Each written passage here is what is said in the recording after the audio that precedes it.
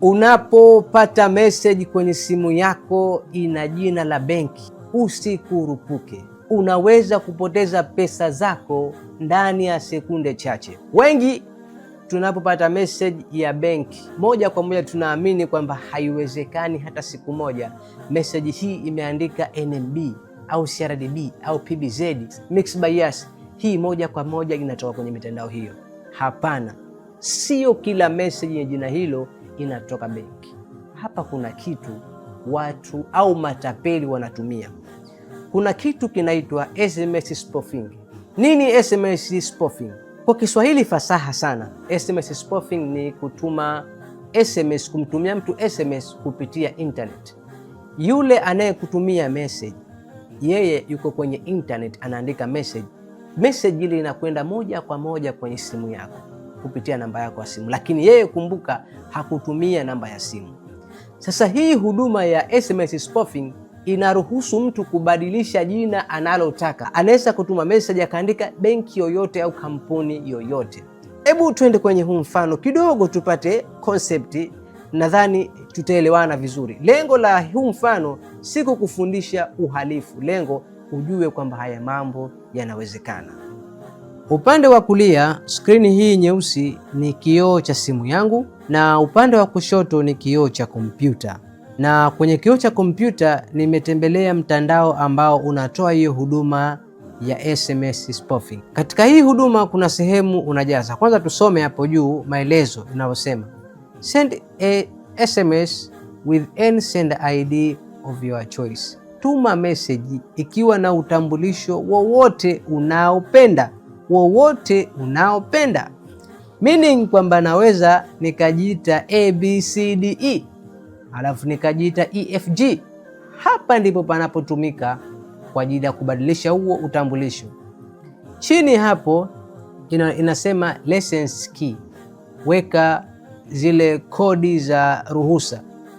Baadhi ya mitandao hii huduma ni ya kulipia, kwa hiyo wanakupa kodi ambazo unaweza kutumia ili kulogin kuendelea na hiyo huduma. License key. Chini kabisa sender ID. Hapo ndiyo uchawi wote unapotokea. Hapa ndipo panaporuhusu mtu au tapeli kuweka jina la benki yako.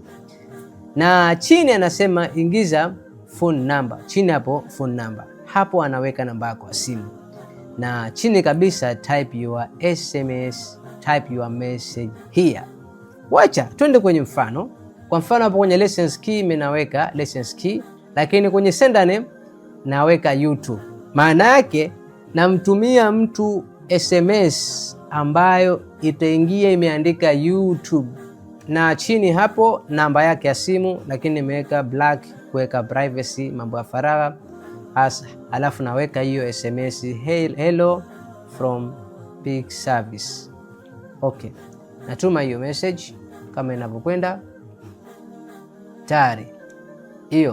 Tayari YouTube hello from Pix Service, na juu imeandika YouTube, haikuandika namba ya simu.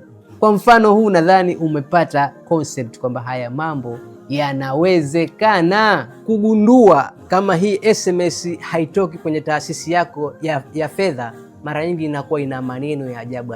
Unaweza kuambiwa akaunti yako imefungwa, bonyeza linki hii. Unapobonyeza hiyo linki inakupeleka kwenye mtandao, na unaweza kufika kwenye huo mtandao ikawa ule mtandao unafanana na benki yako vile vile. Wanaweza kuweka color code zile. Kama benki yako rangi yake ni blue, utakuta mtandao wake blue na imeandikwa pale sijui benki gani. Sasa ukifika huko unaweza kuambiwa ingia login. Utajaribu kulogin. Unapojaribu kulogin umekwisha, maana yake umeweka taarifa zako pale na kila kitu pale, watu wanakuchakata wanavyotaka wao. Sio kila SMS ya jina la benki inatoka benki. Kuwa makini sana na SMS. Nisome taarifa vizuri.